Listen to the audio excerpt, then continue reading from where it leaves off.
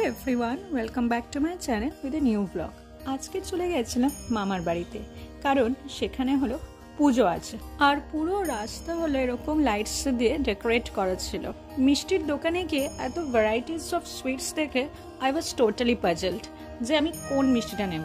And then my mom was also busy in thinking যে এটা নিলে ভালো হবে নাকি ওটা।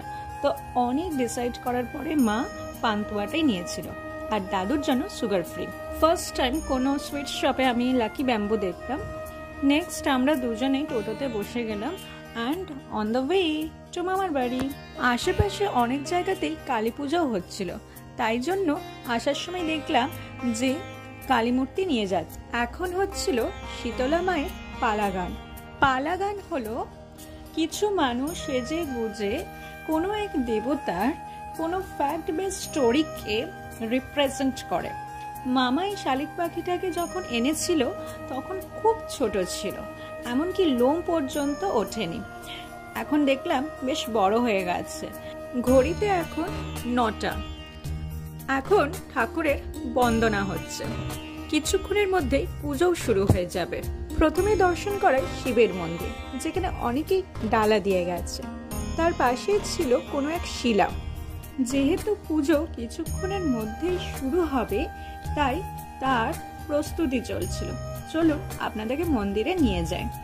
স্টার্টিং ফ্রম রাইট, একদম ডান দিকে মা মনসা, মাঝখানে বাবা পঞ্চানন, আর বাম দিকে হলো মা শীতলা। এই পুজোর নাম হলো মৎস্য, আর এখানে উপস্থিত এই 3 ঠাকুরেরই মূলত পুজো হয়।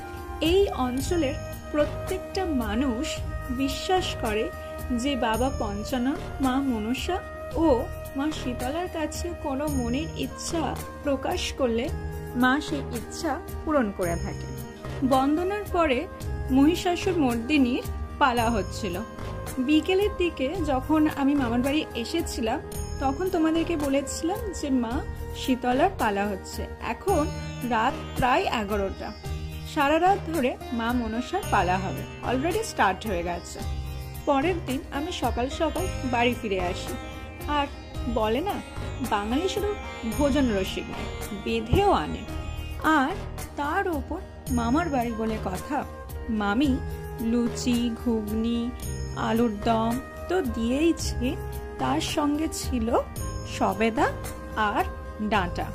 সবেদাটা আমাদের এদিকে খুব একটা পাওয়া যায় না শুনেই দিদা আমার জন্য এগুলো কিনে রেখেছিল। আর ডাঁটাটা হলো গাছের ডাঁটা।